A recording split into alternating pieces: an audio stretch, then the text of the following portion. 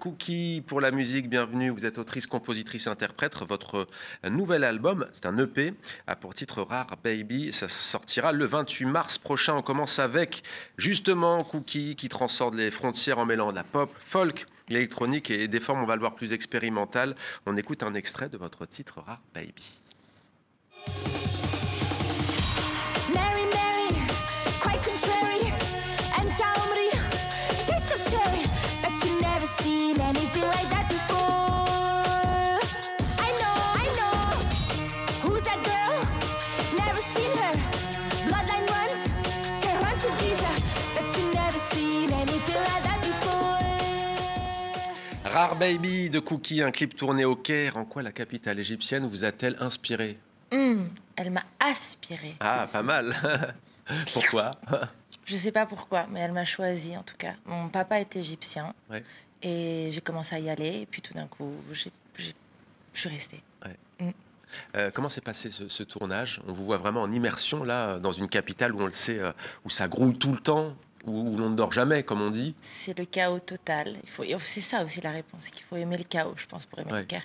Le tournage, on a fait Hollywood. On a fait Hollywood au Caire, c'était magnifique. Avec des grues, on a arrêté des ponts, on a arrêté des voitures devant les pyramides. C'était très iconique. Une expérience iconique, à l'image aussi de votre parcours, ce voyage en Égypte, la France, l'Iran et tous les voyages que vous avez fait à travers le monde.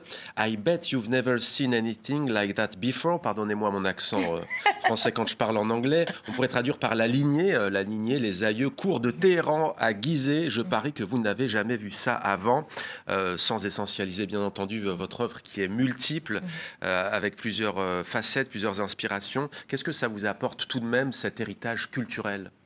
En tout cas, qu'est-ce que ça apporte à votre œuvre? Ça veut dire que je peux puiser dans des... que je peux puiser indéfiniment et que mes aïeux sont très très grands, ils ont des lignées infinies. Et ça se retrouve dans les sonorités? Et ça se retrouve dans ma voix, je crois. Ouais, dans la voix. Oui. Vous parlez l'arabe? Je suis en train d'apprendre. Ouais. Je parle le farsi. Le farsi. Alors justement, vous avez posé peut-être un titre un jour en farsi. Oui, j'aimerais. En anglais, en anglais. C'est déjà fait en français. C'est déjà fait en français. C'est déjà fait, ouais, avec une reprise de Françoise Hardy, c'est ça? Oui, tout à fait. Sur les réseaux sociaux notamment. Et vous avez d'autres projets actuellement après cette EP? De faire un album. Ouais, avec de poursuivre. Plein de gens entre le Caire et la France et Los Angeles. On voyage. Alors, le mahraganat, on va s'y arrêter quand même. La trance égyptienne, des styles dansants. Mahraganat, une musique populaire en Égypte qu'on a beaucoup entendue au moment de la révolution Place Tahrir. Une musique que les jeunes, mais pas seulement, s'approprient. On peut l'entendre dans les mariages, on peut l'entendre lors des grands événements. Quelle est la force de cette musique selon vous?